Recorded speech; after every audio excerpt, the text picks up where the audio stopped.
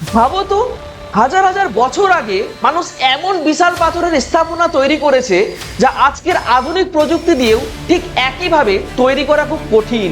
উদাহরণ হিসেবে ধরো গ্রেট পিরামিড অফ গিজা। প্রায় 4500 বছর আগে তৈরি এই পিরামিডে ব্যবহৃত প্রতিটি পাথরের ওজন কয়েক টন।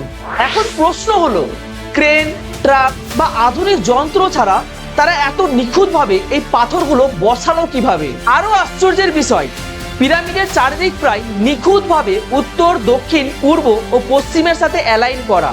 এমনকি এর গঠন পৃথিবীর কিছু জ্যোতির্বৈজ্ঞানিক হিসাবের সাথেও মিল খুঁজে পাওয়া যায়।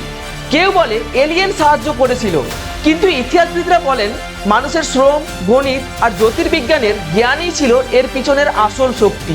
এই রহস্য আমাদের একটা জিনিস শেখায়, প্রাচীন মানুষকে আমরা যতটা সাধারণ মনে করি তারা ততটা সাধারণ ছিল না।